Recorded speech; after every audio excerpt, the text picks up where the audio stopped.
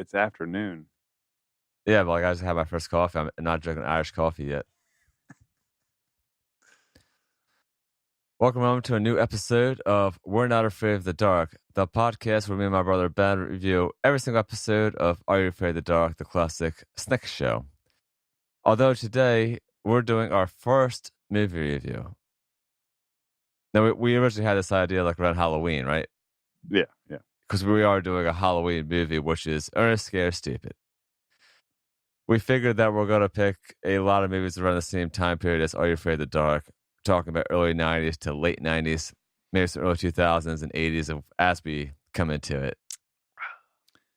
I'm going to be tore up by the day's end. You know that, right?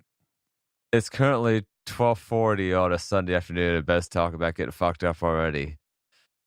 My girlfriend's coming here in like 4 hours so we can record a guest podcast episode with her. And yeah, we got a long time ahead of us. I brought 2 jars of moonshine, and Yeah, right on that. I'm pretty sure it went through. Go ahead. So I'm drinking 2 jars by the day's end. So probably by the time we play this damn board game, I'll be pretty smashed. Yes, we have a new episode with playing the Are You Afraid of the Dark board game, which I bought for $1 at a Salvation Army a number of years ago. Have never played it. Never played it when it came out in 1995, and I just did all the parts. And yes, all parts are there, so I definitely got my money's worth. Speaking of money's worth, how much is it worth? We're just checking eBay for some other games. He confused it with the Goosebumps board game. Let me see that cover art again over there for this. I thought that was a graveyard as well. It's got a graveyard in it. It's a purple box with sub. Is that a ghost or just a guy on there? It's a kid. Yeah, it's a kid who has like a green face. He looks like he's drawing because part of my artwork, all this got ripped off, so it's just some cardboard there.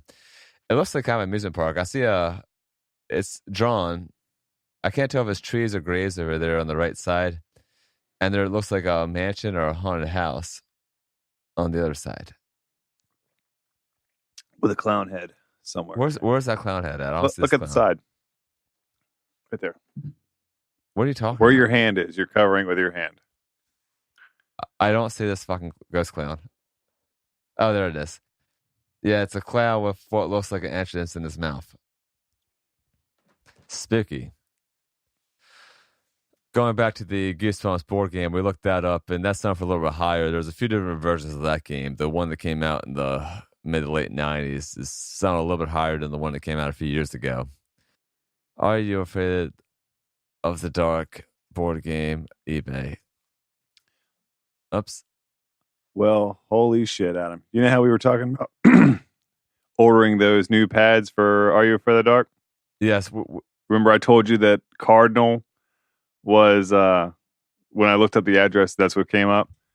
Look, they're still around. I'm sure you could actually still order it. Yeah, in the board game that we found, and I'll probably put these notes, by the way, Ben, in the board game episode. In the version we found, there was an order form in there from the company about ordering more pads to play the game, and we looked them up. They are still in business, Cardinal Enterprises. The board game right now, Ben, looks like it's selling for, I don't know, $7 to $15. 15 was sealed. Oh, well. Although I just found this. I just found this Are You Afraid of the Dark flashlight. I remember seeing this. I mean, you got to get it. It's probably got like little. 2 hours left, no bids. I'm gonna make a bid on this. It's got little films on it where I'm pretty sure if you shine the light, like there's a ghost or some shit there. Spooky. I feel like we've had that before. I didn't have it. Maybe fucking I had it. I don't know. Ben, start us on your history with the Ernest franchise. I fucking love Ernest. Like, Ernest Scared Stupid is, in my opinion, the best one. I agree. I remember watching either this one or Ernest Saves Christmas first, and then later I watched Ernest Goes to Camp and Ernest Goes to Jail. Right, but I mean, both Saves Christmas and Scared Stupid are top of the list in Giovanni show, like movies or whatever. Do you remember watching the Ernest TV show, Hey Ernest?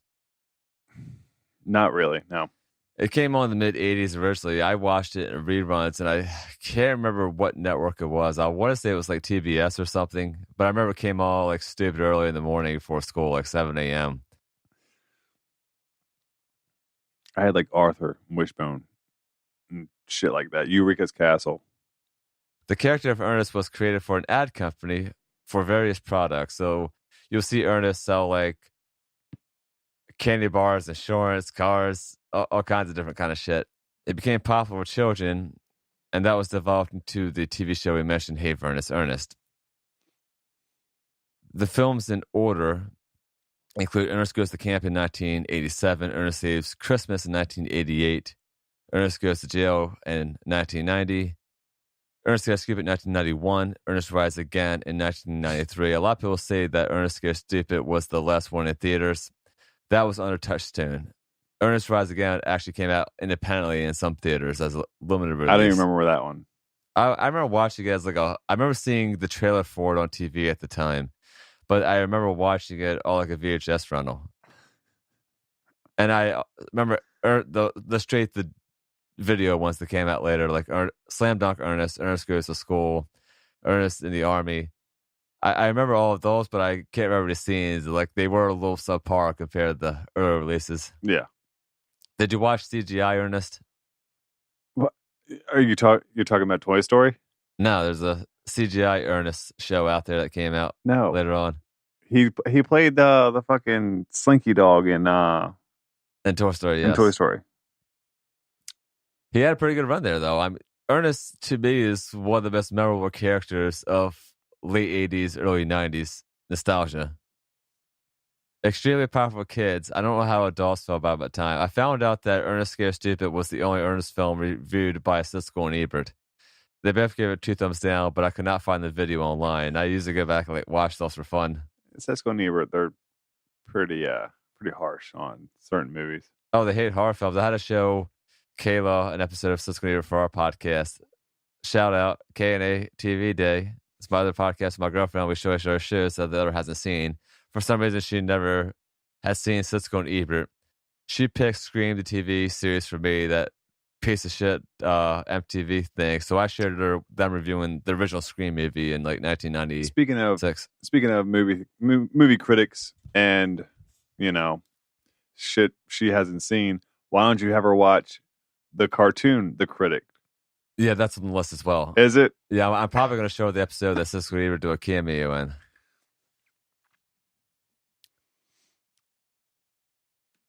Who was the guy that did the voice for that?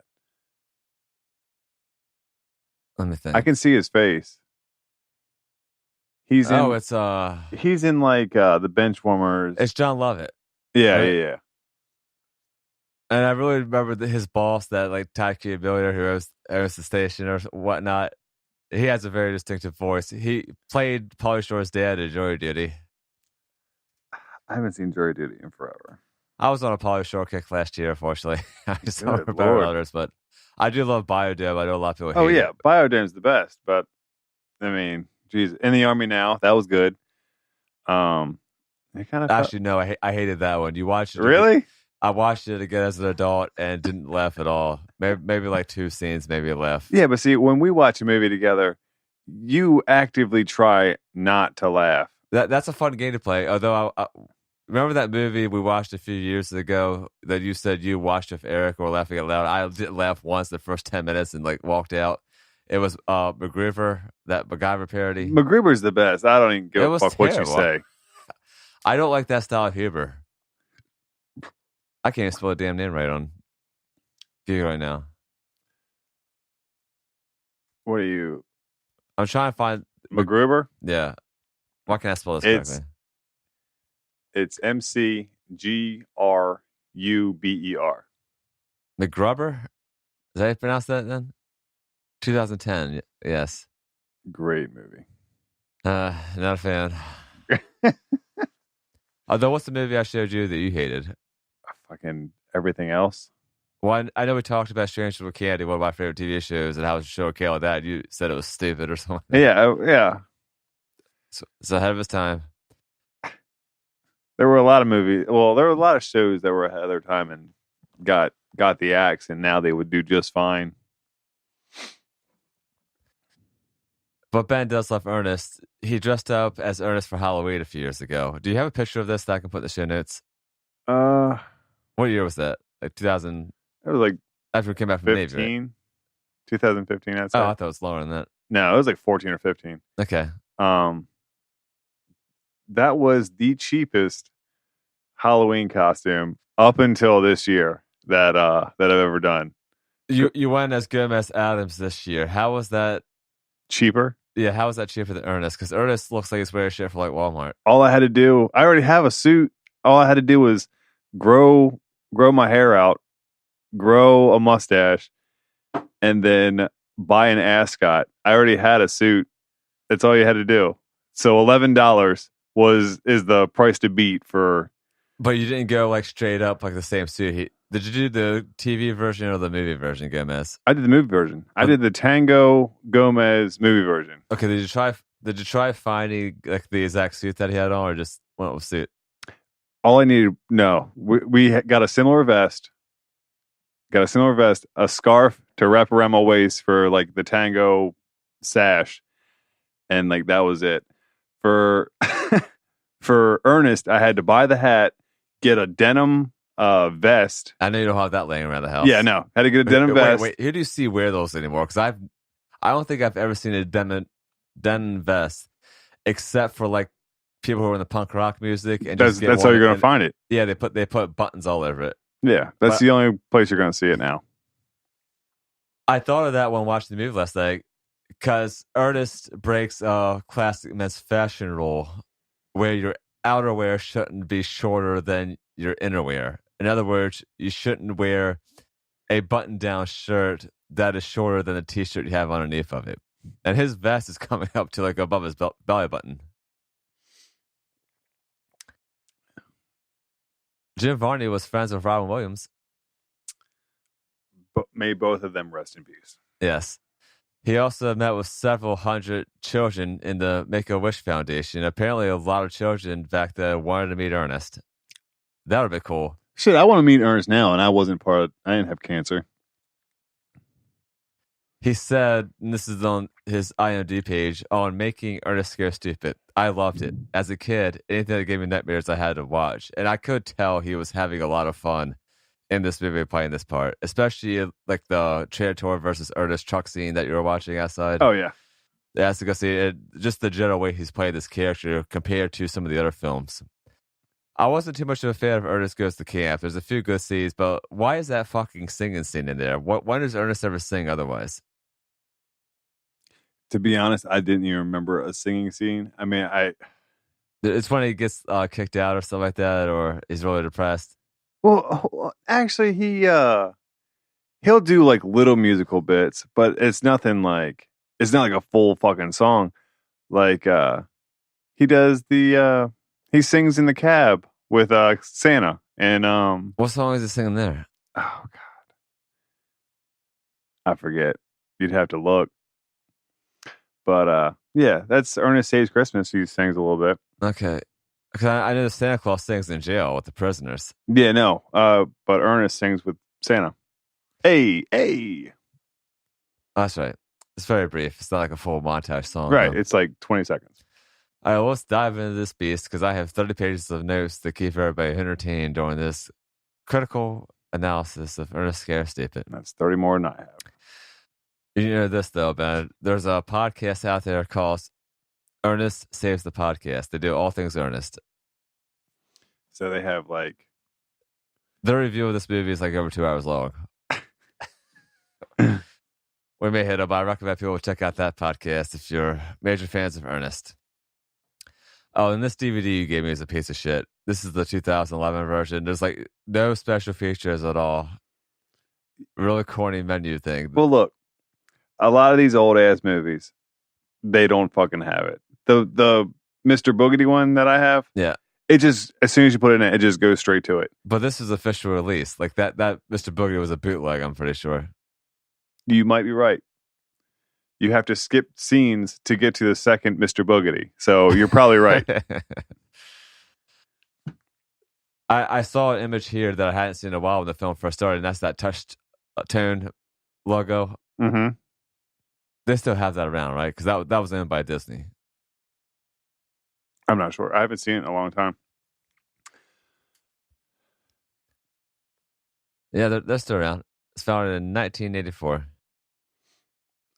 I mean, with the way properties buy other properties, like I'm not even, I wouldn't be surprised if it wasn't.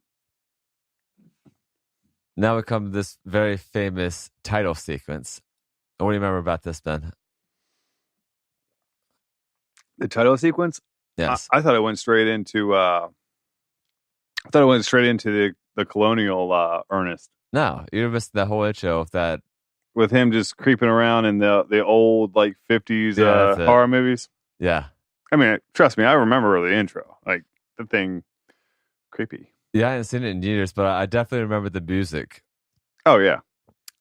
And there's like a sickle coming down and making these title sequence parts and everything. Yeah, blood hammers and shit coming down. Yeah. Do you remember what exact movies were shown in this? Oh god, there was like the Blob. There's that Killer Brain one. I don't even remember what that one was called. Yeah, some were pretty corny. I used to remember like there's like a tree vagina type of deal on there. Tree vagina?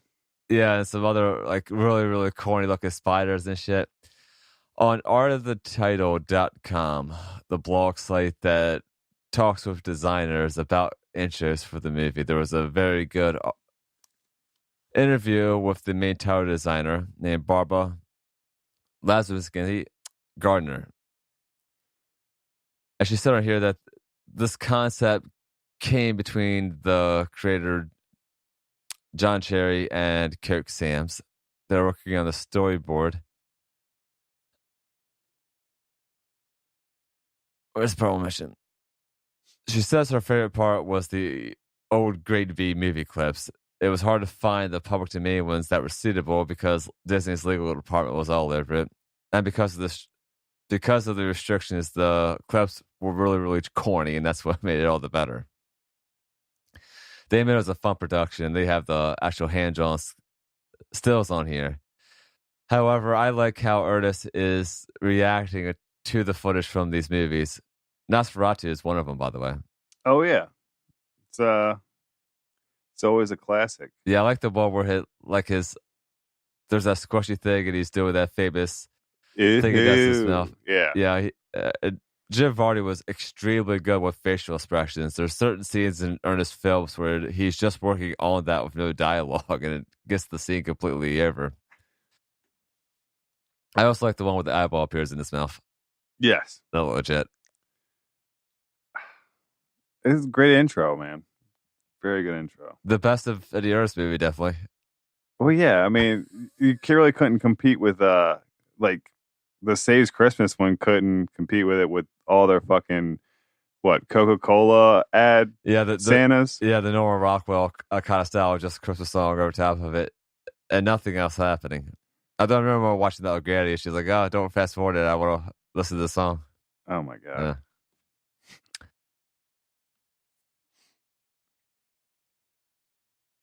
We're then transported to Briarville, Missouri, with a very specific date of a very long time ago.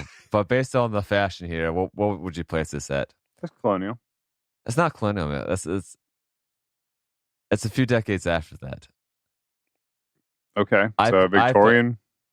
A little bit I'd put this like 1870s, 1880s. Yeah, Ernest's great grandfather. How do you pronounce his name? Viticus or something like that? Sure. Rural. Yes, it's his great great grandfather. Now, going back colonial days, that probably about 6 or 7 generations. So we are a little bit there. And remember that the old lady is the relative of some of these people here.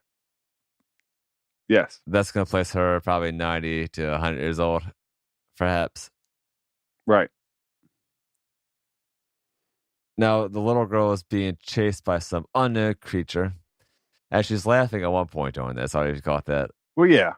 But I mean, I kind of let it go because she is baiting this thing. Like it is a trap. Yes, the net is thrown over the creature and the villagers go to chin it up. Ernest's great-great-grandfather says that the troll has been trying to steal the children. He says the old oak tree will seal the fate. The roots will be the prison, never to be disturbed. And the troll that says that one of the guy's blood will release him. In other words, an ancestor. He then banishes it to eternal darkness.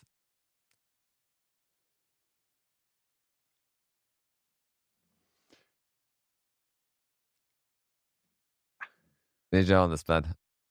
Well, yeah. I mean, I didn't know it was my turn, but yeah. Then we go to what? It was like a book report or something. Yes, the girl Elizabeth was doing an oral history report on local legends. The bully in the class, one of those brothers, basically calls it bullshit and says it's supposed to be something about history of the town, but like local legend and lore are part of local history. Right, yeah. You can't think it's alive. The teacher says it's a little bit unusual, but don't like. I mean, these kids are probably about 3rd or 4th grade here. Doesn't the teacher like assign that or like at least monitor it before they go on about it? I don't. Maybe. Well, usually you have to like. Maybe back then, like you got to pick what like. I know in like middle school, they would be like, okay, so here are the countries you can write about, and like that was it. Like you would pick one, and a lot of people would pick the same ones, and it was what it was. But yeah, I like a scene later when they're in the treehouse and Ernest comes back from the old lady's house and starts saying more about the legend, and the girl has like this really surprised look on her face, like she didn't need to report at all or didn't enough research. Well, she did sum it up with saying that the curse was that the Whirl family would get dumber and dumber after each generation. Oh yes. Before we go into that scene, one of the boys, I forgot his actual first name. Do you remember? Mm-mm. Well, they're Murdochs. That's what they call both the brother. Who are bullies. Okay. He says it's Nightmare on Troll Street, which indicated back then one had known it was a reference to Nightmare on Elm Street, the classic 1980s horror franchise. And I had this conversation with Kayla a little while ago, and that was the fact that back in the 80s and 90s, I remember like kids would know about Jason and Freddy Krueger, but never had seen the damn movie, and maybe they weren't allowed. I mean, it's still that way today. What, they know those two characters? Or yeah, absolutely. Yeah, there's become so much of a pop culture. However, I know nowadays people will like have a baby and then take it with the theater for 6 months and like watch a horror movie with a bunch of sex and people get murdered in it, right? Well, I'm pretty sure I've shared this already on a podcast. Is I was getting a tattoo one day, and the artist's like baby mom was like dropping off his, like the kid for like his visitation or whatever. And she wanted to watch a movie. He said, yeah, just go ahead and grab a movie and, put it in and watch it. She put in Halloween. This kid was like 6. And, I'm like, I was like, yo, she put in Halloween. He's like, oh yeah, she loves that. Well, Kayla told me she had a crush on Chucky growing up. Wasn't scared of him. But I mean, Child's Play was definitely more terrifying than the first Halloween, I think. Yeah. I don't like those killer dolls coming to life on me. But yes, the girl says that the generations will get dumber and dumber and dumber. However, we're transported to Ernest outside of a sanitation truck for his job. Do you remember the job title that he gives? No. I think it's like sanitation engineer or something like that. Yeah, people want to talk about their jobs all the time. Yeah. My favorite was I was looking for jobs once online, and I saw a title for something called event specialist. And you figure it'd be for like, I don't know, venue management or a booking job in the music industry. No, this job was you were an usher. What? Were you an usher? No, better. You're the person who holds one of those food sample trays at a grocery store. Oh my God. Yeah, that's now an event specialist. I mean, I know one of my buddies has information. What was it? Information. It was specializes in the transportation of sensitive information. You know what that was? He moved fucking filing cabinets. Hey, somebody's got to do it, right? Although, remember, your job responsibilities are always more important than your title. Oh my god! Like, yeah, I had that job ad out. I put for half my company, and I received about 100 resumes in 2 weeks, and 90% of the people didn't follow the instructions. And my favorite was, though, I got 2 resumes from the same person in a week, and they actually changed their resume on me a second time, thinking that I wasn't going to catch the damn difference. Yeah, things are talked up there. Although I don't consider Ernest an idiot here because this engineering factory he has outside this truck looks pretty amazing and genius. But he can't use it. I know it breaks on it, but he has like the 5 mops going to the trash cans for some reason and all this other shit. He has one of those old school skates with like the 4 on them doing something. I couldn't tell what exactly it was doing there. But he's going on about he's a man of destination. However, this machine starts going out of control. He calls for Rimshot, the Jack Russell Terrier. And I can't help but think of Wishbone when I see this thing. Wishbone or Toby? Wait, what was Toby? Toby is Eric's dog that recently passed away with 3 legs. Those Jack Russell Terriers, though, seem very popular in the early 90s. Ernest is thrown in the giant trash compactor with a bunch of cardboard and shit. And Rimshot decides it's time to get rid of Ernest, so he hits the lever to start closing on him. And that's where he starts to get worried. He first tries a giant rod that looks like it came off a car's exhaust or something like that, but fails. He tries a shovel, it breaks. And Rimshot just starts hitting random shit of the car. I do like the little horn outside that giant truck. It reminds me of once, like when you're kids, you see a giant truck going down the street, you do that hand signal with your arm where you spit it out and pull a lever down. I remember one of our friends did it outside the house one day, and the first time the truck went by, it was like this little horn, and then the next time it went by, it was like this giant loud one. Although Ernest does a great scene here. He picks up that baby doll that someone threw away and starts talking to it. Yeah. It says it's got a family and all this. And then he says, "I'll send them a nice card," and jams her head in the gears. That was the first scene of this that made me laugh out loud when watching this. Oh yeah, it was hilarious. Especially since it's one of those factors where we have someone who's about to die, yet they decide to have a conversation. But that's also an example of Ernest bringing things to life. His characters used to making their own world and making stories as they go along. Ernest finds some type of battery contraction and pulls the battery out. The machine stops, but then magically connects. I'm trying to wonder the physics involved here. And then when when the kids come out to help him, that's where we see our first goof.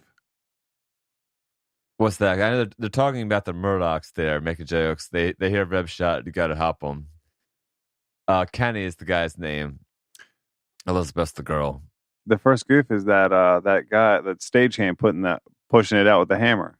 I hope they pushed out his legs. No, have you seen Let me go pull it up. Here. Okay.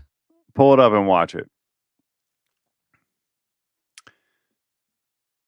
Like once you see it, you'll never unsee it.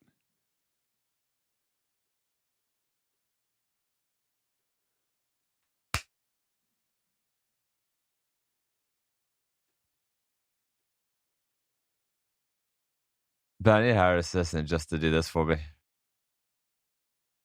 It's before or after this part? Well, we need him in there. Right, yep, stop right there. Okay, watch left-hand side. Did you see it?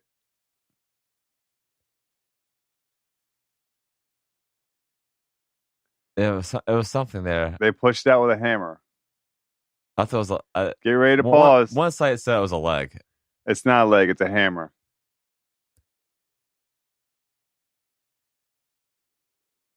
I was wondering how Ernest they break his face during this. It's just not part of the truck. This? Yeah. That's a hammer. Okay. Pull it back. Now it's not there.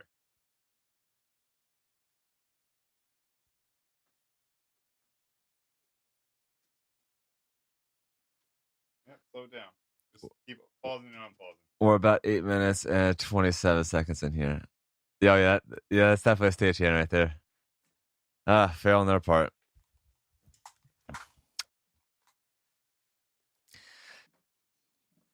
Well, Ernest breaks one of our cardinal rules here about ethics because he has 2 kids to shove in his damn truck.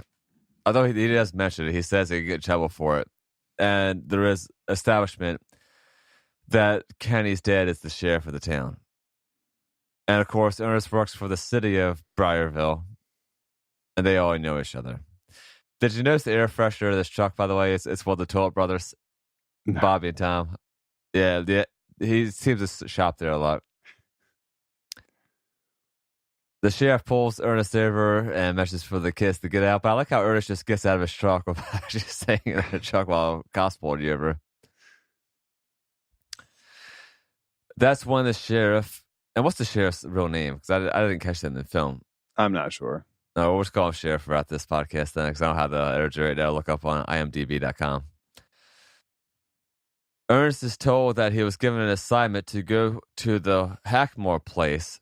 The mayor was complaining earlier about it, that Ernest hadn't been out there, because apparently that Hackmore is breaking every single code in town.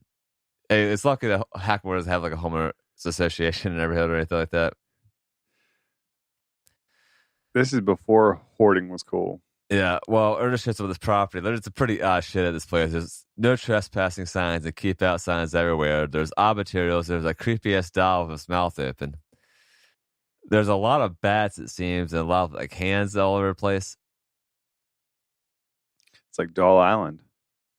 Well, I could tell whoever did the seat design and set design for this movie did an amazing job, because there was a lot of creativity given into it. Ernest goes up there with Rimshot and does a JFK quote. Remember what that one is? I don't know. No. He says something like, I think it was the ask that what your country could do for you one. But then he says, he's just talking with Rimshot. He says that Hackmore may turn them into Joel and zombies.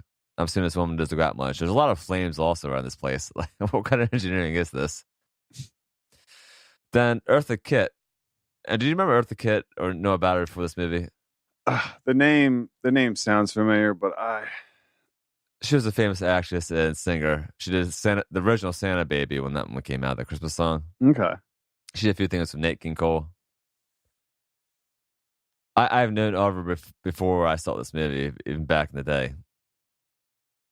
She comes out looking like a mad scientist. What's her get up gear here? She has goggles on. She has some type of backpack with like a flamethrower. Yeah, she got the flamethrower out.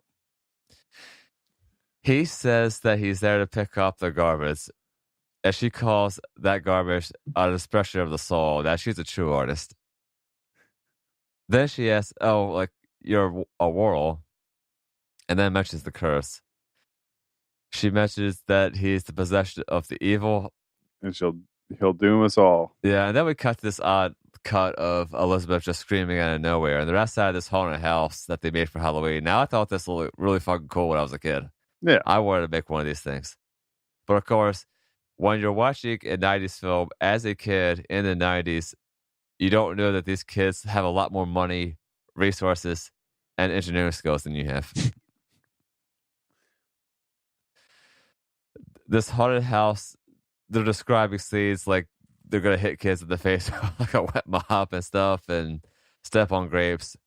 But then the bullies, the Murdochs, come and start rocking this thing, because every 90s film needs some type of overweight bully.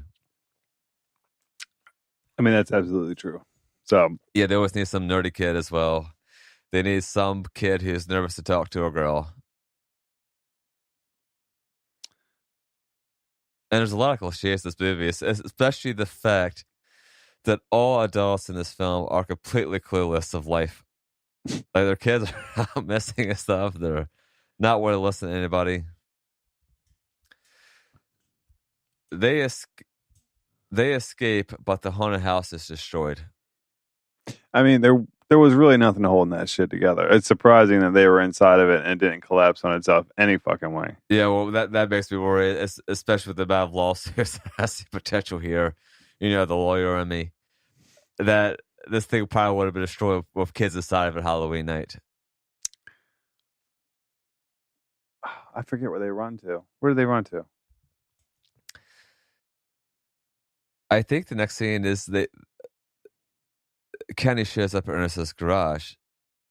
Yeah, that's it. Kenny shows up there. I guess Elizabeth was somewhere else. But... And then he does his like multiple personality disorder shit. Yeah, he starts giving advice to Kenny, and it says he starts to do self-defense, and it gives Jack this cover up. But yeah, he has a. I didn't think of this as a kid. I didn't realize this till I watched the nostalgia critic review of this. What is this kid doing? Is he just like standing there waiting for Ernest while to change? Ernest changes? Yeah. Let's talk about his characters. He does the Aunt Nelda character, which he does in many Ernest movies. He does it as a disguise in Ernest Saves Christmas. He does it when he's trying to escape jail and Ernest goes to jail. I don't think she's in Ernest Goes to Camp, right? I don't think so. Then you got the fighter ace Ernest.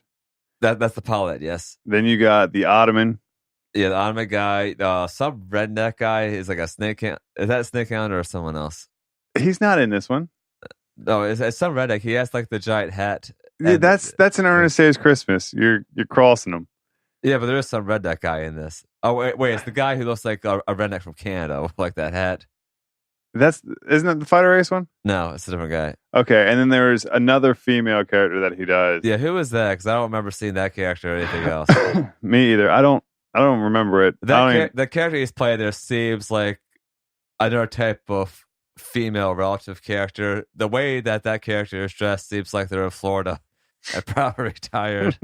They're constantly talking about fashion and things like that because they mentioned dress shields and drapery and stuff like that. I like the Jack gives out, hits the mayor's car, and then that character says, "Do you smell fish?" I didn't catch that till I watched it last night. Oh, God. Then Ernest mentions that what he really needs is a tree house, and says they need to find the perfect tree. To find the perfect tree, Ernest knocks on one. It says too much bass. Although this is kind of like too much reverb because the thing's hollow. Mm-hmm. He says the next one he hits is more solid, but it falls over. That's too many termites. This next one made me laugh out loud. Where he says, "This looks good," and then gets shit on. And he says, "Inhabited." He says they need to find one big enough to keep the Ottomans out. Yeah, it was Ottomans and not the Murdochs. Says this looks neat. He sees like fall coming out of the middle of nowhere. It looks like kind of this like a tree grove. He does mention it to botany, which I didn't catch as a kid. It's Dutch elm disease or something like that. It's a type of tree disease, basically. Like what kid would catch that? He sees a very awkward tree. Says it all begins with a nail. He just takes this nail out, licks the hammer, and nails away. The troll underneath starts being disturbed. Now, this scene got to be bad because they get to some pretty serious work on this tree. Where did all these building supplies and like props come from? They weren't walking with them. And they're wearing the same clothes, so it's the same day.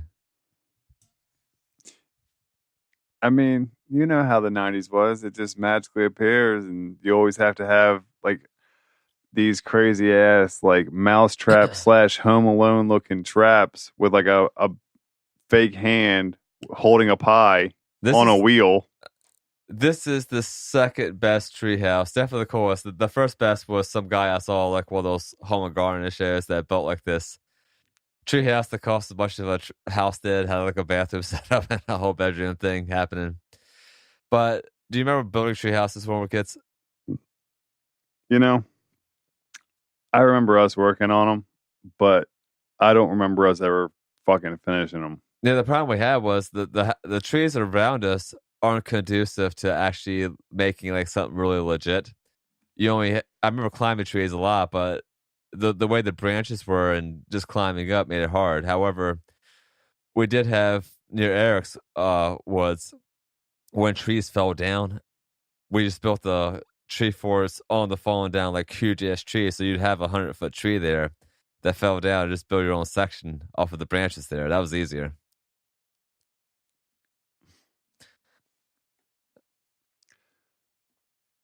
Although magically, for some reason,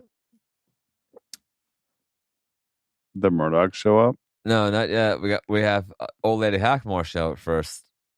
She's just talking to herself. That's right. On, yeah. They're finished this treehouse in just a few hours. By the way, like that treehouse looks like something that would have taken at least a few weeks to get done. Yeah.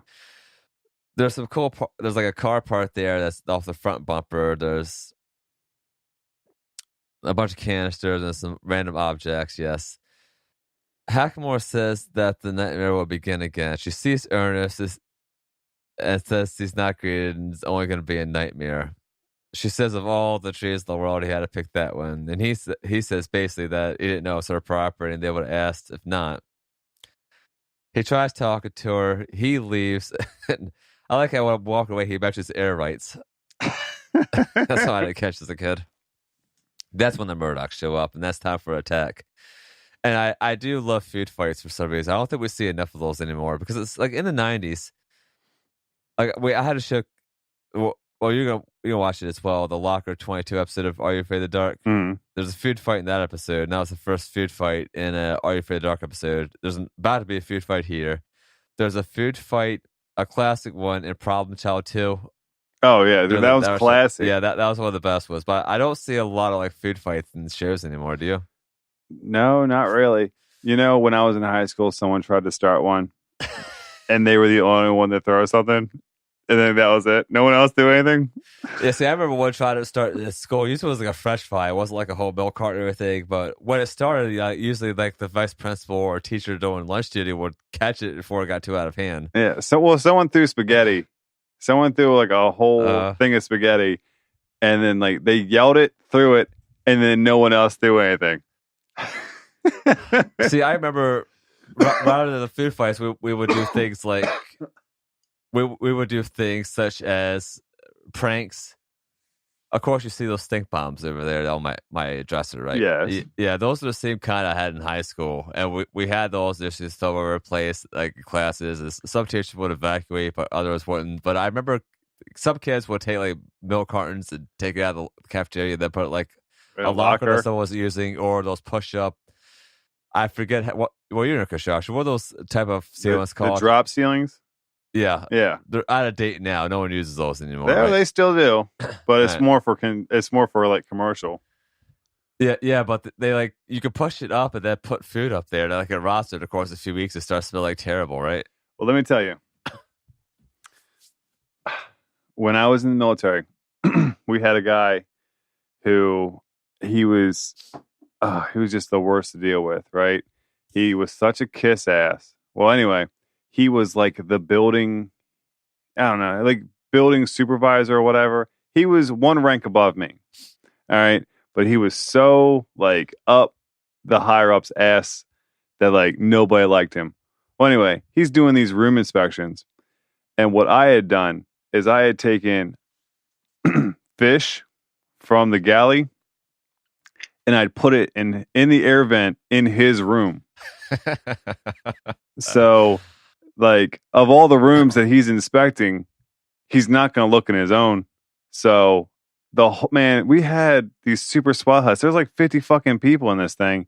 And, you know, after weeks and weeks of being, you know, like hot Afghanistan weather, it smelled fucking terrible in there. And no one could figure it out.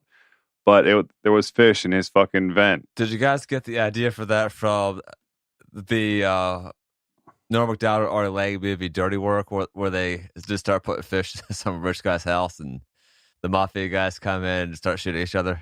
I haven't seen Dirty Work in forever. A lot of people hated it. I liked it. I remember watching that movie as a rental where kids watching it with like Eric and Jamie and saying I laughed and wanted to watch it right immediately after again. Mm. Was that the best prank you pulled? I don't know, probably not, but yeah, I don't. Of course, I'm big like prank calls and things like that. I listen to Snowplow Show and things, but I remember my pranks back when I was a kid in high school were a little more lenient. But I don't know if this is considered a prank, but it's one of my favorite stories to tell from high school. I don't know if you remember this because I think you were still a middle school at the time, but it was prom season, and of course the school needs to raise money for the prom. Some genius gets the idea to get like this old car and put in the parking lot, and during lunch you could pay like $1 to hit smash it with a sledgehammer. Hit the car with the sledgehammer. That lasted a day. The next morning before school, everybody's at the parking lot, and I pull up and just see like 5 to 6 guys rocking this car. It gets flipped upside down from the kids. And is the gas leaking out of it? Yeah, some moron didn't decide to drain the gas before you have these kids hitting the fucking car with sledgehammer and shit. The gas is leaking all over the parking lot, and then someone says, we're going to light a match. That happened, but yeah, everybody just hauls out about the class. No one got in trouble for this, by the way. But we're all pushing this car over. It's completely over top. Of course, no more hit this car with a sledgehammer anymore. The fire department had to come in the parking lot, like lay sand down over the gas. The science teacher said, like, "What's wrong with you people?" But yeah, no more car. I haven't seen them do that in a few years now. We did it when I was coming out of graduation. All right. Oh man, we used to mess with Malaire's car all the time. Cool guy though. Good God.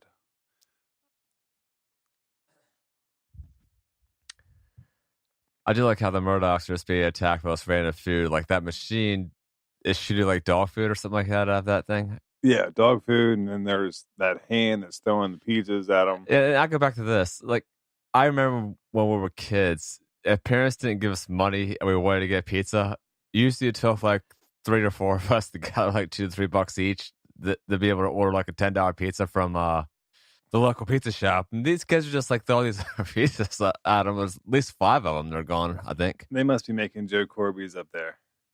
Yeah. Go oven ready to go. Rimshot's just acting as a chef. Yeah, it's a pretty intense shit going on in this treehouse. The Murdochs give up and they leave. Ernest comes back and they ask about old Lady Hackmore. He goes on to say she was talking about trolls and just like the legend of Trantor. He starts acting some of the scenes of a troll out by his walk and everything. And it goes on to say that if he ever gets loose, he'll go after the children and turn them into little wooden dolls. He's still alive right below the tree and can only be awakened by a whirl. Yes, and they like say, you. Yeah, on the night before Halloween, like this. But I like his expression there. What are the odds of that happening when he says all this? He is, what's the line he gets? I hereby awaken or something like that. Yeah, I call forth the Trantor. The biggest question here, probably the biggest plot hole of this movie, is why does she tell him all of this? Why will she tell him how to awake the demon? Especially if she knows he's a moron. The kids get scared and take off. Ernest is left alone. Ernest starts saying what Rimshot's doing. And then they see a Trantor. He has a good line here. He says, I sure hope you're from Keebler. I mean, Keebler Elf's still popular. I mean, I haven't had cable in, Jesus, probably about 7 years now. I mean, with Netflix and Hulu and all that stuff, like I don't even bother. But I haven't seen a Keebler Elves commercial in a very long time. Yes, I don't see any commercials at all anymore because, of course, I don't watch TV, and anything online that I watch, I have ad blockers on there. The Keebler company is still in business. Well, yeah. See, once a business hits a certain income and like a certain, I guess, like when they become well known for something, they really don't have to advertise anymore. Like you don't see anything for like Jif peanut butter, Peter Pan. You don't see anything for that. We're also in a different era now because I mean we had this conversation before. Like some of these young kids watch these TV shows where something fades to black and it comes back, and like, what the hell was that? Well, that was a commercial break. And companies are kind of losing that space now. I mean, there's always the famous thing: why does a toilet paper company need to advertise when everybody uses it? Well, the answer to that is because they're trying to get their market share and find the people who like their products and want to spend $7 on a 6-pack of toilet paper rather than going to Dollar General and getting 6-pack for like, I don't know, $1.50. But when's the last Juicy Fruit commercial you've seen? I don't watch Kids TV. That could be a reason, or Capri Sun, or anything like that. Juicy Fruit's gum. Fun fact: that was the first thing that had a barcode on it. Depends always for this U.S. consumer trivia.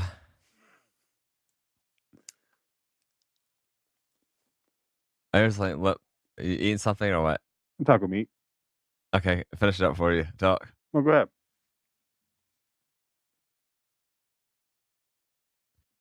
He has a nerd lie. He says, I know Tachi, Kugfil, Shaolin, and Hulkamania 3 times. One is slow-mo. Now, I thought for a moment there that he was talking about WrestleMania 3, and they just renamed it something for copyright reasons. However, I looked it up, and a VHS tape named Hulkamania 3 does exist. It's on... I saw it on eBay. It's on Amazon right now, VHS tape for like $75, so it does sell pretty high, collectible item. It's a documentary type of deal showcasing the rivalry behind Hulk Hogan and Andre the Giant in the 80s. I remember seeing this, and I'm a big fan of 80s and 90s wrestling.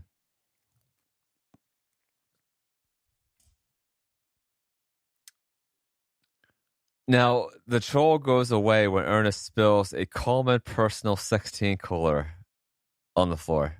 Did you catch that? That product placement there? I mean, most coolers, even today, are going to be Coleman's. Hey, I have that Yeti. I'm in love with that thing. Ernest needs to upgrade. Well, I don't think Yeti was out. No, that's a newer company. So your options were Thermos and Coleman. Yeah, the older people like Stanley. Those Stanley thermoses from the 60s are still popular because they're retro. And I mean, even though he spilled that, it was the little carton of milk that you would get from like a fucking cafeteria that, got the troll to run. Back to the kids. They say they got home because of parents. What? No. Oh. They go home. Joey's left alone, trips in mud, puts his hand out. He hears Ernest's voice, but then sees this ugly-ass Trantor thing. By the way, I thought that I first thought it had been a while since I saw it, so that was an animatronic, but that was a live actor in that costume. Yeah. And I do think the makeup's good there. Yeah. It looks legit. Later on, when the other trolls come out, they look a little cartoonish, but I think that was done on purpose. Let me say, those other trolls, they were fucking terrifying. This is the old school effect, though, we have when they turn into wooden dolls. It's like little spooky ghosts going around in a circle and shit. I mean, yeah, you definitely can tell that it was like an overlap. Ernest runs to the sheriff's house. I like how it was just where the sheriff lives. Maybe because Kenny. He goes on and on about the tree and the troll. He mentions old lady Hackmore. He says that him and the kids built the tree house. When he mentions they're trying to calm him down, but when he mentions that he saw a troll, Kenny comes out, and parents don't believe him, of course. The sheriff mentions that he just had a nightmare, but when he gets the door slit in his face, Ernest mentions that it was like an ugly giant Mr. Potato Head. And of course, there goes with Toy Story later on when he did play alongside Mr. Potato Head. Trantor goes back into the forest and sees those little, what do we want to call those things? Eggs or Brussels sprouts, as Ernest calls them, coming down from that tree? Yeah, that's probably the closest thing is Brussels sprouts. we don't have a scene. I know we're only dealing with a time frame of a day in this film at this point because this is the night before Halloween. We don't see them go back to that treehouse until the end, right? They never play in the treehouse until that, so they would have saw these like Brussels sprout things, right? Ernest goes back to Miss Hackmore's place. She says that he brought upon a curse and a rubbing, and that he brought the troll out. And then she says, I thought this was a good lie. She says, the ones who die are the lucky ones. He manages to get us into her house, and there's fire everywhere again. There's all these flames popping all over the fucking place. And she says that after all these years, the thing is loose again. Yeah, this wasn't like 1700s. This happened, it's 1990. This film was shot 110 years ago. So she is up there. She says vampires and werewolves can be handled. They have a few crucifixes, garlic, silver bullet, zombies, mentions those, but then she pulls down this book and it's called Trolls and Other Tree Devils. I like how when he sees that picture, he has the cross on his finger. Oh, yeah, that's the guy. Yeah. You know what happens after that? Is that when he goes to the brothers? Not yet. It's close. But she mentions that he needs the evil army of 5. So I guess she's talking about the wooden figures because 5 wooden figures gives the power. And then she's going on, and the heart of a child in a mother's care. He asks if there's any more pictures in the book. And that he has to stop Chantor before midnight the next night, which would be Halloween night. I like how he mentions this is hard, like 8th level Mario Brothers. Though, like that game nowadays is pretty rudimental and easy, right? Yeah, I mean, it's not like she's asking to play Grand Theft Auto without dying once or getting arrested once. Jeez, I'm curious. I forget what the record is now. I think it's like 5 minutes. Yeah, we put that in a previous show note. I think it was the pinball one with the video game. Yeah. She also calls him the Great Redneck Coop. And Ernest starts feeling important. There's that hallelujah thing. He starts hitting the street with the megaphone, just running all over the place, running amok. He's running into people, dropping papers everywhere. It's that great scene where you have the village idiot running around. Yes. I also found out then that the mayor's son are those twin bullies. Yeah, yeah. He says to get off the street because of the trolls. And then we're transported to this Toll Brothers store where they're shooting a commercial here. And these lines could have stood with me. I don't remember the first one, but the second one definitely. He's going over about sales techniques and he says, does a fat puppy hate fast cars? And the second one I remember was, does a one-legged duck swim in a circle? The actor playing Tom is not the same as the other guy who was playing Bobby's brother beforehand. Right. His name is Chuck. Right, because they're different in Ernest says Christmas, they're working as delivery people or security for they handle the baggage and stuff. Yeah, they handle the baggage at the airport. Yeah, but then there's chefs and Ernest says goes to camp. Yeah, goes to camp. So it's like a Dr. Vink kind of deal. There's John yeah. This scene right here, though, really got to me when I watched it last night as an adult because it's just going on and on about salesmanship and commercialization. Ernest runs in, say he's in trouble for trolls, and of course they try selling him something. They sell him a bunch of shit.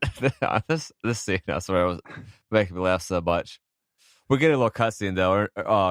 Kenny runs up to Elizabeth, who's fixing her own bike. I really see a lot of females that age repair the bikes back in the day. But it's revealed that Joey never got home. Some of the products in the scene that he gets is Troll Away spray, nunchucks, gloves, bait. I like how when he gets the bait, he just puts it in his hand and guesses the amount of pounds. Just like pounds. Pest strips, a troll motor, wherever the hell that is. I thought it was just like a rod of some sort, right? Yeah. But this made me laugh. Ernest asks, "Does that include the giant album with every troll love song I've written?" He just pulls up this album. The rattlesnakes kiss carefully. It's terrible.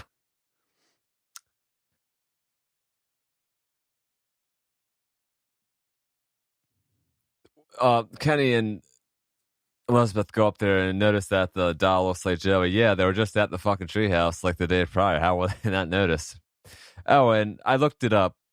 This film was shot in Halloween 1990. It's assumed to take place when the movie came out, which is October of 1991. I originally remember, Ben, I thought this movie came out later, like 93, 94, because that's when I first watched it. I remember seeing a trailer for it on TV for the movie, but I don't remember being that young at 6 years old watching this, Ernest. I mean, I'm not sure. If it was 91, dude, I was 3. Yeah. So. Well, the thing is, Halloween in 1990 was on a Wednesday. 91 was on a Thursday, so this would have been a school day. And here they are, the broad daylight, just care about. And later on, there was a Halloween dance at the school, so they're having this dance on Halloween night rather than usually they have it on the Halloween Saturday, right? I mean, trick or treat will be Halloween.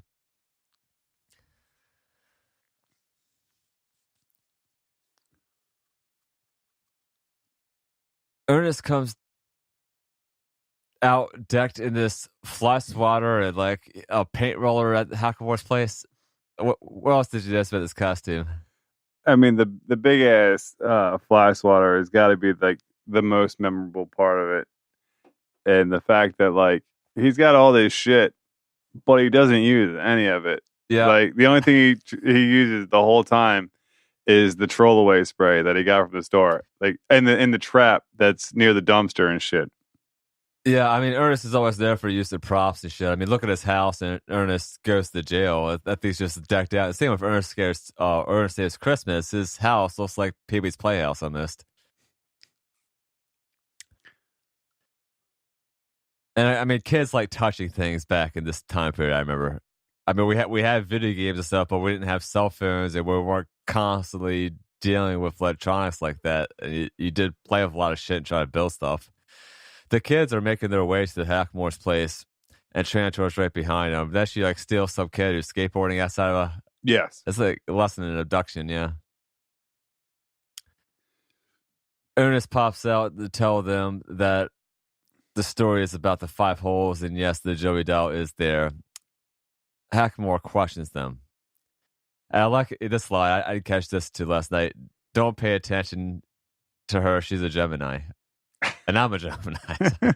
And I think he says full moon or something like that.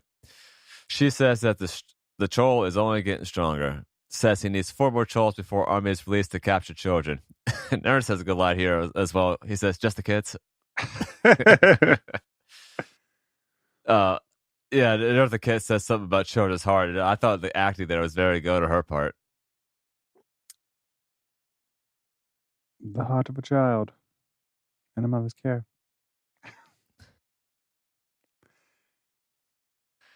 This is when we see that troll trap, by the way. Is that like that dumpster? I like how there's a line on the dumpster that says "kiss for free." But then he gets his hand slammed into that dumpster, and it takes him like a few seconds to react to it. Well, I mean, wouldn't that be instantaneous? I know yes. Do it for comedic effect. Kenny and Elizabeth are walking back alone in the dark. Yeah, this is always a good thing, right? Mm-hmm. This kids walk around a lot by themselves, absent-minded adults in this. She gives him a kiss on the cheek. And then another soul is placed into Trantor's place, which was the skateboarder.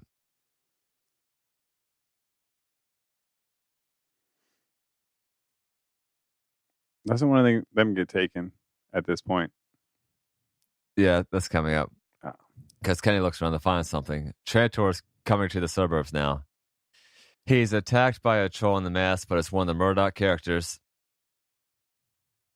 Goes inside and Kenny's mom stops him outside. The boys take off. Then he randomly leaves his mom on the bike. We see some trick-or-treaters. Yeah, there's not many trick-or-treaters in this film, by the way, for being a Halloween movie.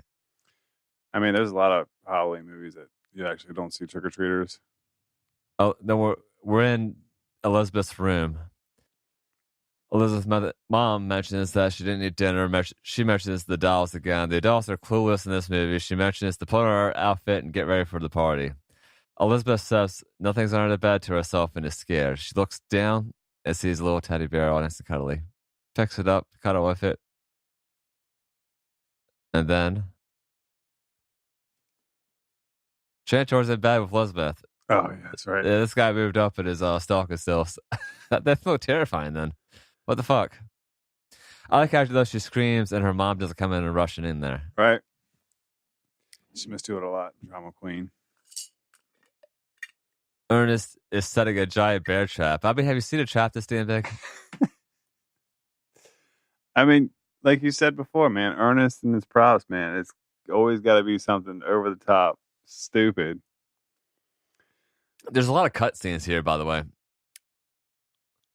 He gets caught in the trap at one point. I think Rosshot has to set him loose. In the truck, Ernest mentioned the CB radio. I don't know if people, especially young kids, would know about CB radios nowadays. Yeah. Not so much now, but I mean, I know when I was in the military, we had people that had them in their trucks with like a speaker. Yeah, but they're still used by truckers.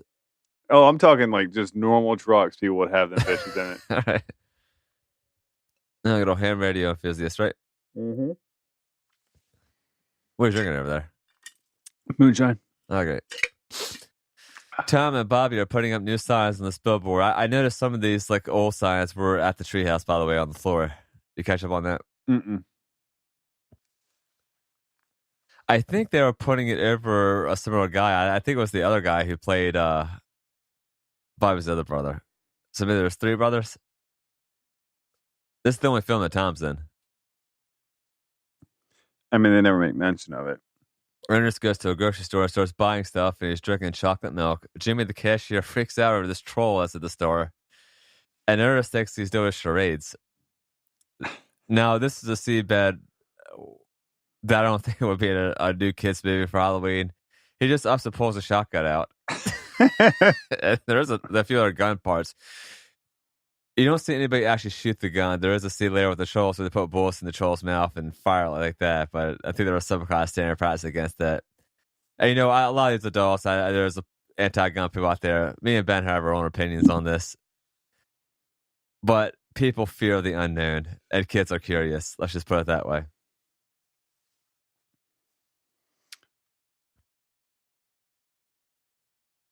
The cashier passes out. Another kid trick-or-treating is by themselves. And Elizabeth's voice is heard in a barrel out of nowhere. He looks in but doesn't see her, turns around, and Chantor guy turns them into a wooden doll. That kid was with Kenny, by the way. Right. We then see the parents at the police station freaking out about the fact that their kids are missing. And of course, Ernest probably has something to do with it.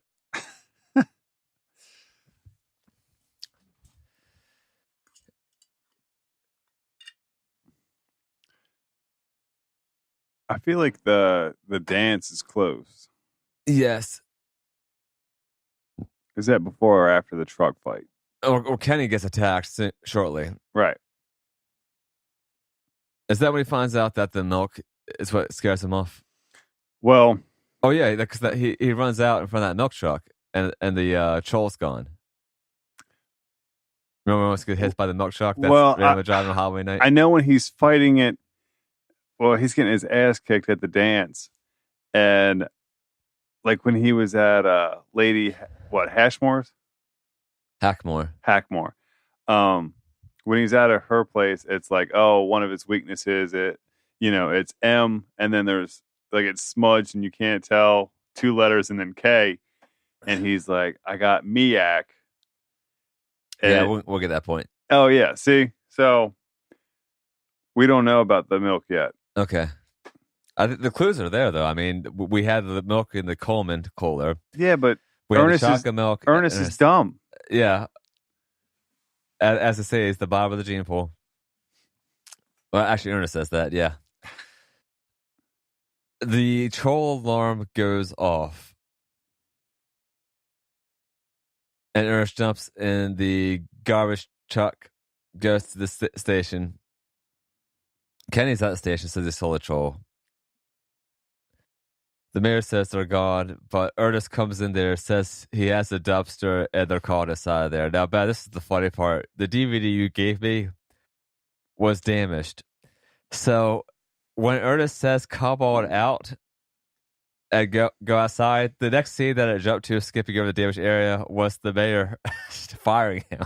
I didn't actually see like the other part, so I had to actually rewind a little bit. Yes, and that's when it's the Murdoch boys. Yeah, it's the Murdoch boys that were the dumpster. How did they get in the dumpster to begin with? You remember? Well, he had bait in it. Oh, they just went in there. He had bait like there. What was the bait? I forget. I think it was some kind of food. I want to say because they're both fat. Yeah, I mean, one's better than the other, but yeah, it says you park the truck, trade your keys. Ernest starts crying. Kenny gives up as well, despite knowing that the troll's real. Ernest gets depressed, and Rimshot jumps in. He says they are finished, and so much for being a hero. And Rimshot's like talking to him, like he's just deciphering the conversation happening there. He says he's at the bottom of the gene pool and starts crying. Rimshot bites the bottom of his jeans and gives inspiration never to be a quitter. And he says he never knew when to quit. Then we get that flashback scene where Ernest is like a fourth grade. Was that really necessary? He's doing the Simpson style, that chalkboard. Yeah, he's writing his sentences. He never knew when to quit. I just thought it was out of nowhere. Like, we didn't have a flashback except for at the beginning, and that was part of the story.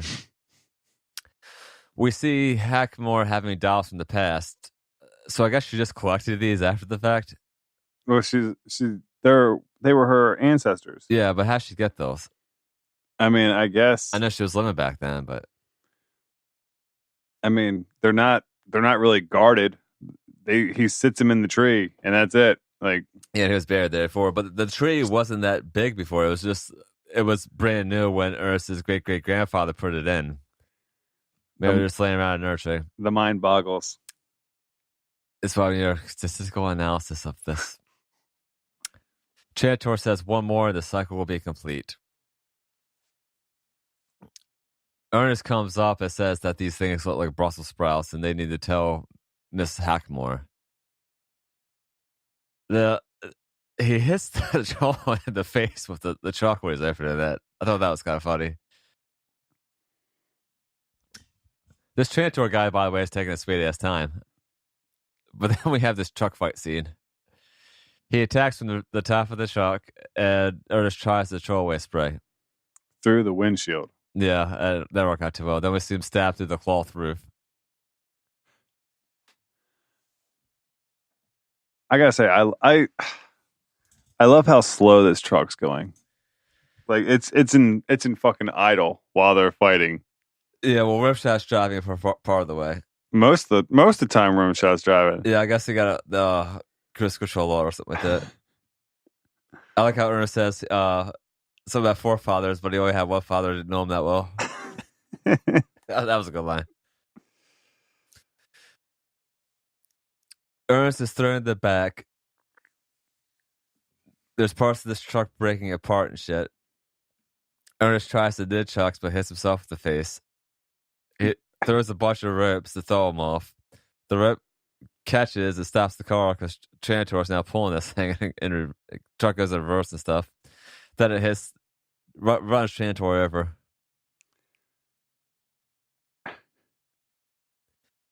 I don't know how Rimshot shifted gears. Yeah. I mean, he could barely operate the trash compactor, right? He almost killed Ernest before. I remember that scene of this truck fight being in the trailer. The one that I remember seeing as a kid. Mm-hmm. Although I could tell this was a fake set. Of course it's a fake set.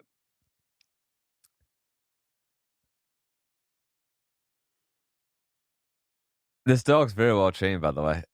You're going props. Oh, yeah. Rimshot's a genius. That's why he can teach history and shit. King Arthur and all that shit. Chantor comes in from the front, shatters the entire windshield, then goes in the back and throws Ernest in the barrel. The Toilet Brothers hit Ernest in the van. Rimshot runs up to Ernest and they go to Hackmore's place. Then he's reading the book again. Is he still in the barrel then? Well, she's got to use that big ass can opener to get him out. Oh yes, that was a good prop. Mm-hmm. Ernest has their 2 pages stuck together, then starts reading the story. He says, "Yeah, one letter missing, and that's the M-I missing letter K. Mink." Yeah, you figure you put a consonant there. Mink, Mick, Merc, but he picks a vowel, which is A. For Miak. Hackamore says again that he only has one more child to go. Trantor is starting to go through this village.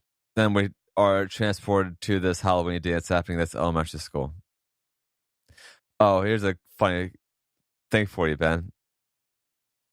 This is Halloween night 1990. Are You Afraid of the Dark in Canada? Debuted Halloween night 1990. If you count 1991 as being a school dance, Are You Afraid of the Dark in America? Debuted on air Halloween 1991. Coincidence? I think not. Oh, shit. This is why someone needs to pay for my PhD in cinema studies so I can teach. Kenny's mom keeps going look for Kenny. Now, the Toll brothers are now food vending here. But yeah. Do you remember what food they're selling? I remember seeing popcorn. They're also selling stir-fried sushi, which makes no sense because sushi's raw and everything. The Fun Bunch band is announced, but Ernest pulls up with old lady Hackmore to get out of the car. She sees the kid arguing with her mom over that costume they're wearing, and sees a lot of hate going on. Mom's pizza outfit I always thought was a little odd. Oh, yeah. What is the kid? Some type of like dog thing or chipmunk. Oh, yeah. I could never tell, actually. Mom, I'm sorry. Yeah. Well, they go hug, and of course, Hackmore sees this. And I thought that like these people know about her, but you think they'd be freaking out a little bit more about seeing her in public. I'm assuming she's like a hermit. Yeah, well, they think she's a witch. Mm-hmm. Or we actually realize. Oh, these are very southern accents here, by the way. I didn't know how that was in Midwest Missouri. Me and Ben are, of course, in Eastern Shore, Maryland, so we're not too familiar with those areas. Ernest comes in yelling about the trolls. He gets knocked in the face from the door, starts raising hell. There's apparently low security at this elementary school, by the way. Oh, and why are there already like 5 black people in this movie? Because it's Missouri. Chantor comes in, and one of the Murdoch boys thinks it's somebody's costume, but he's like making fun of him. Like this guy's costume is like legit, not like this one of these piece of shit. He's like a robot or some shit. Oh yeah, it's like some of a futuristic figure. Murdoch pulls him, but then Chantor starts raising hell. You know, with all these, if he only has one left, and he's at a kid's dance, I don't know why he's wasting so much time. Didn't Ernest bring in a wooden doll for proof? I don't remember. I like how he has this line also to Chantor. He says, "Your history, pal. You're Elvis." Ernest rolls up his sleeves, but Chantor isn't playing around. That's when he announces that he has Miak. And apparently Miak is something seasonal because he says something like, "You didn't think I could fight this time of year, but I did." Apparently it's the spring or summertime. He gets blown away. He's hit in the face by one of those old school ice cream machines I remember seeing at like Bonanza and some other like banquet stores. Rimshot tries attacking Chantor, but then he's turned into a wooden doll. The troll puts out his ears, but doesn't attack Ernest because Ernest has a bunch of dairy product on him. Kenny comes back with a wooden Rimshot. Now the townspeople have to believe their story, right? You would think. One of my favorite parts is coming up. He says that he's going to turn someone off a runny nose, or someone off a runny nose is about to die, which is transitory. Kenny then, realizes it's the milk because he sees the milk sign in the scene. Ernest is pissed off. Parents say they must kill it. They leave. The old lady comes back and says they must do what is right. Apparently she got ditched by Ernest because he drove her there, but he took off. and now she steals someone's bike that's not even locked up. I like how Ernest is talking to the dog and says, for some reason, the wooden dog swims better. The Murdoch brother who did get turned into a doll finally teams up with Kenny. Trantor puts in the final wooden doll to set his children free. Ernest pulls up, hits the troll with the truck, crashing it. Now, this truck's been through a lot in this movie already, right? Oh, yeah. Brussels sprouts start coming down. Ernest tries catching them. And tries putting a lid on it and stuff. Trantor looks from a distance. They start to go into groups and spring up. He says that it's looking real bad. The giant evil troll comes out, and evil looking ones. Like, these things were terrifying to you? Fuck yeah, as a kid. God damn. Some of them were fucking terrifying. And then there was a couple of goofy looking ones, but I mean. Yeah, I did it on purpose. I have no problem with the special effect makeup happening here. The kids, I like this scene better, where the kids come to the store and their bikes. Yeah, it reminded me of the fucking the Nickelodeon sweepstakes shit when they used to go through Toys R Us and would have 20 minutes to get whatever. Oh yeah, this instant market sweep. Yeah, it was like that, but with dairy products. There's a lot of product placement happening here. They got Super Soaker 50, very specific there, because that was the most popular model I remember. Before they upgraded to where you could hold 5 gallons of water. Yeah, you need a backpack for this shit. Yeah. Meanwhile, in some of these devastated places in Africa. Now, I caught this band for the first time. Oh, we also have Coke products and stuff. He picks up Purity milk, which I never heard of. Have you? No. Here in Maryland, we have Cleverfield and some Pennsylvania companies come down. However, but I got thinking. Because they're pretty promptly displayed. Purity Dairies, it is a real company. And then I think, hey, Ernest was created for an ad agency. Let's put this puzzle together. How about this? I'm going to show it back in this clip real quick. It's the first thing that comes up. I had it saved. Hey, Vernon. Looks like you're turning into quite a little shopper, aren't you? You should have talked to Ernest first, know what I mean? At least you got the right milk, Bernie. Purity. Everything Purity makes is unconditionally guaranteed, Vernon. Without condition. El unconditional guaranteedo. Purity, Vern. As we both know, Vern, nothing in life has an unconditional guarantee. Except this. Know what I mean? And get rid of trolls, right? Wow. That had to be his first appearance. Yeah, that was the early 80s commercial. If you want to watch this, I'll put a link in the show notes. It is on Purity Dairy's website, and it's labeled Ernest Video 1. Yes, Ernest did promote Purity Dairies the best. Yeah, I'm surprised that was my first time catching that, by the way. That's a good nod to where it came from. Yeah, again, I found I first found that because I looked up the company, and they're based out in Nashville, and that's the same area that the ad company that made Ernest did as well. We also see Chex cereal. Love me some Chex Mix. Ernest starts to when the trolls go to attack the adults. He says he has to get out of control. The sheriff goes to shoot him, but mischief happens. The mayor gets out a gun as well, and I think he splits that barrel of the shotgun in two, right? Yeah, he pulls it in half, or he pulls it apart. Ernest comes up to a troll, says the shoe's untied. Then he says, "Oh, think of another one that tethers it too," and the parents with their eyes to get away.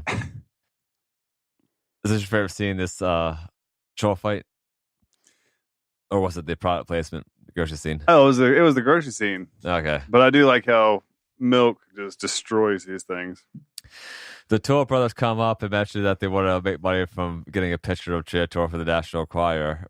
I like how their camera looks like it's from like the 1920s or 30s. Yet they were just shooting a commercial with a video camera. Yeah, that's that one. They start to attack with ice.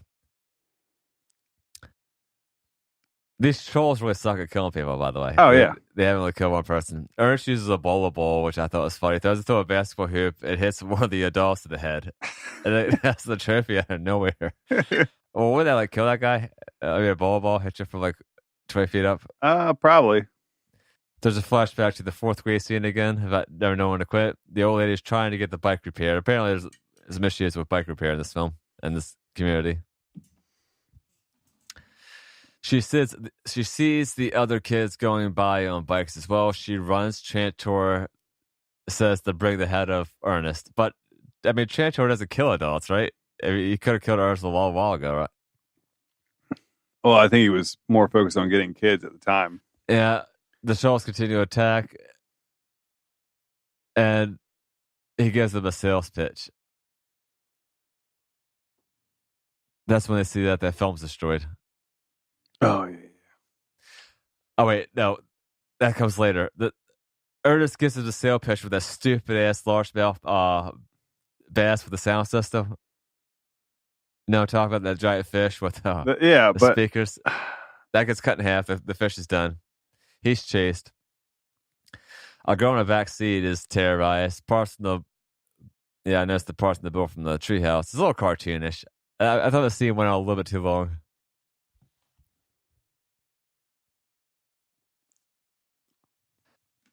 The kids are now back with plenty of milk and super suckers. Yeah, they start hitting trolls. Some melt, which I thought was a good effect, but others just have that trolley thing going around that I thought was a little corny. Yeah, they just kind of dissipate. The same company who did those special effects also did that Killer Clowns from Outer Space movie. So it got a similar effect. Chantor's underneath, asking for demons to make him stronger. The old lady puts some dolls in the crack and says the curse will be broken. Now, I thought this was funny. A troll runs into her, but she screams at the troll runs away. Yes. Ernest is back in pilot gear. He has time to change outfits in this. And then he's the robot and out and out again in the snake wrangler. This lie probably wouldn't be a children's film nowadays either. He says, little trolls in China don't even get milk. Yeah, that's when the film from the camera was destroyed. So, no National Choir. A weapon is loaded up with some type of milk product. And Doomsday Dapper is mentioned with the multiple personalities. Chantor starts transforming again with more, what is this, like more horns and spikes? I thought I saw some snakes on there as well. They were like Shrek ears. The milk mailbox comes out for the last two trolls. That's the Doomsday Dropper. Oh, okay. That was the name for it. Yeah, it's the little helicopter that drops a bunch of shit, like milk down. Is that a proper term, or is that just what they came out with for this movie? Probably all they, just for the movie. And Nettle's the one who hits the lever on that. Ernest and Kenny start to celebrate. He calls Kenny a pilgrim. That used to be a catchphrase of mine. They start to cheer, put up hands. The old lady freaks out, knowing it's not over. There's a flash behind them as transformed Chantor. What would we call this? Super Chantor or something? Oh, yeah. So like Super Shredder, but Trantor. Yeah, Blaze is set in front of them. And the ground starts shaking. Flames burst up, and Chantor comes down, sending Ernest to the ground. They look up and see Kenny having a hard time escaping. He tries shooting them, but he's too strong for milk. Ernest is caught, but Kenny starts to turn the wood. The wooden dolls drop down to the parents to freak out. Now it's time to attack Ernest. Chantor steps on that doll at some point. Yeah. So I was going to break it. Ernest says that there's been a nasty cold going around since game or something like that. The troll says it's time for him to die. He tries milk again, does pretty well against kids and dogs, but how will he do against men? Ernest tries to intimidate him, but then the old lady says it's not milk, it's unconditional love, the heart of a child. He clenches the milk, but says, unconditional love, heart of a child. Crowd yells for him to kill him. He drops the milk. Ernest opens his hands up and says, come here, little fella. John George jumps in, but they start dancing. The music here is from some ballet, I think. It wasn't in the credits because I checked. The only thing in the credits was the Hallelujah, just that little part from Handel. I just love how he goes from like angry face to like that smile, like come here. Yeah, that's good facial reactions on Ernest's part, Giovanni. I remember this scene with him being longer for some reason. I thought they were dancing a little bit longer, but it's cut short in this version. Oh God! He says you're so cute, starts guessing over. Chantor starts disappearing. His head explodes. Crowd cheers for Ernest despite the kiss still being wooden. And that's when they start turning back to normal. Parents are reunited with their children, and children from back in the day call Miss Hackmore Sister Frances. But Ernest is all alone. Old lady Hackmore comes up to him. He says, there's nothing for me in there. But that rim shot comes out. Nothing in that tree for me. I watched the credits, and the special thanks include Duckhead, Converse. You remember Bugle Boy? Bugle Boy? Yeah. Yes. I haven't heard that name in years. They make clothing for men. Yeah, I'm looking at Wikipedia right now. They declared bankruptcy in 2001. But I remember them being popular, like early 90s. They popularized the parachute pants of the early 80s as well.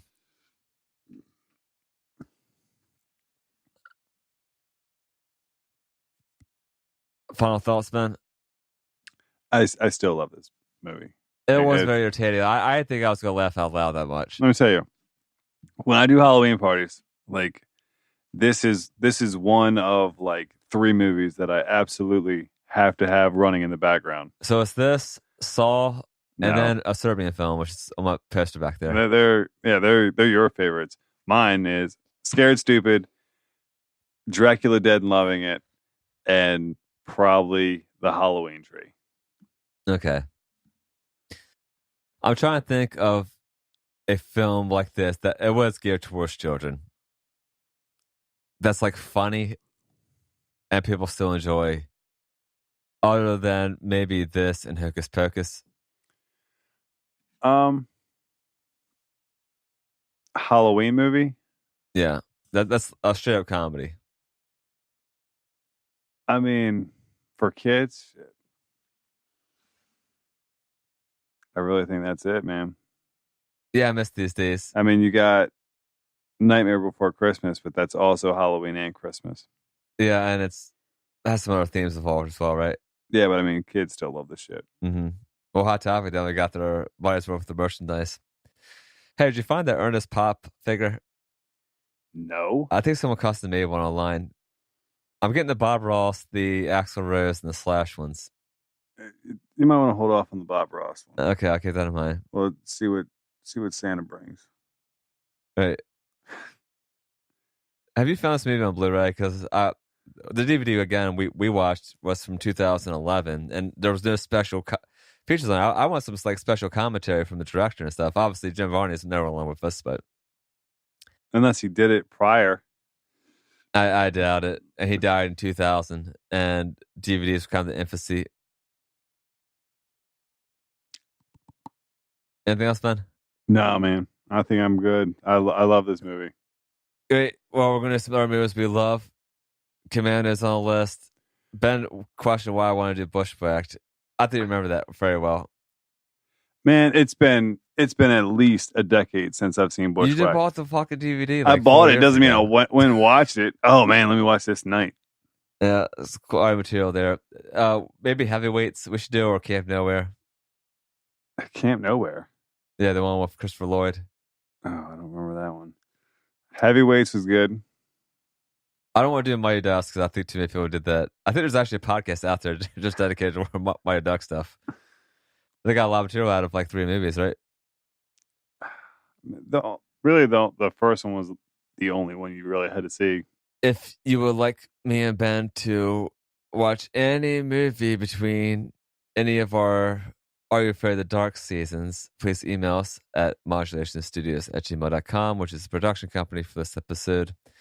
Be sure to subscribe to us on iTunes, Stitcher, YouTube, wherever you listen to your podcast.